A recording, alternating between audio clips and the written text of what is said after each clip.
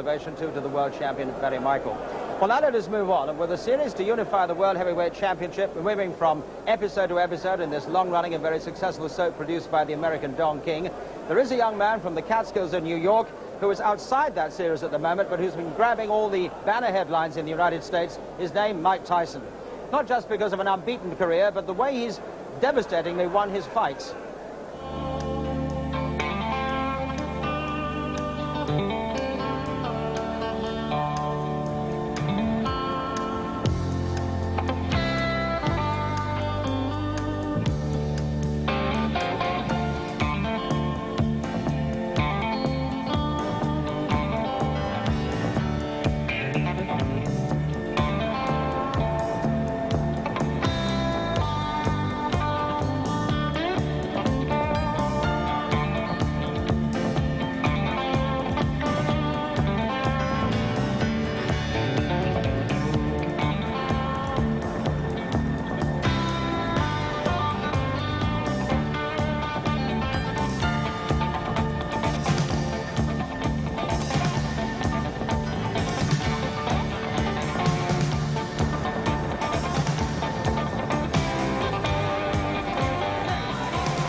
Three-pound weight advantage, and he put it all there.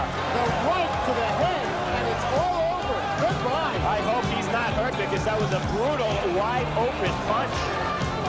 Tyson again, another one of those fresh youngsters, only 19 years of age. Long is 27. Oh, wow. Well, and as Tyson comes out with a strong right-hand barrage again.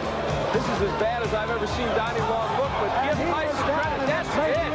Wow.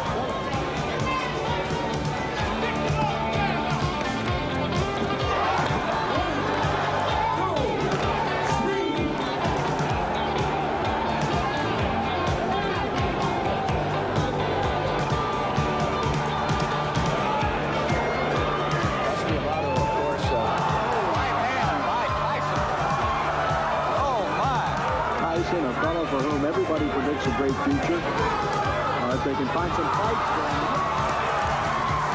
Left hand almost drove Richardson right through the canvas.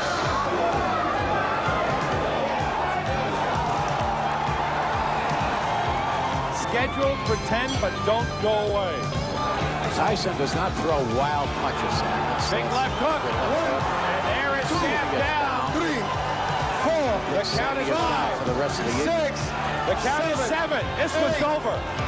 Awesome is an overused word in the 1980s, but Mike Tyson is absolutely awesome. Just sit back and watch, but don't blink, because you could miss it. A low right from Young.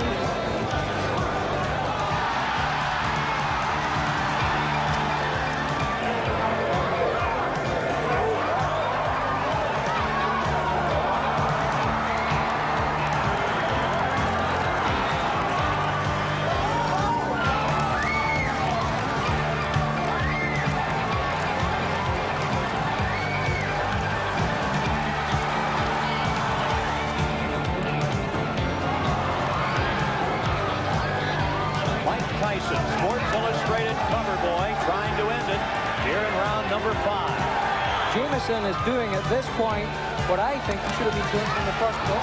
He just took a right He's down. And now he switches for a moment to the southwest stance and tries to rock 2 right hooks off Tyson's head. There we go.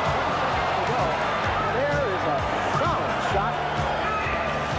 Reggie doesn't look down an awful lot of power.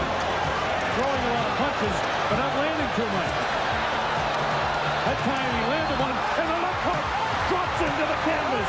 Hits the power of Mike Tyson.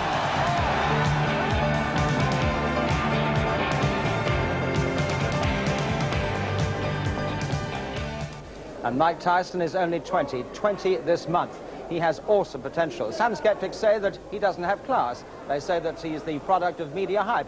I think his opponents would disagree with that.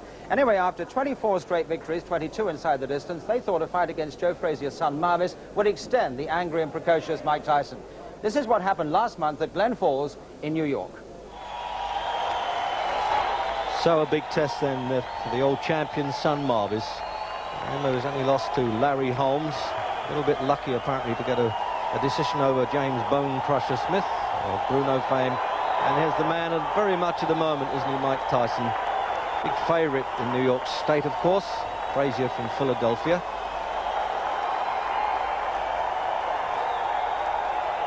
He really stalks about, doesn't he, Mike Tyson, like an old-time prize fighter there. Counting the house like a promoter as well.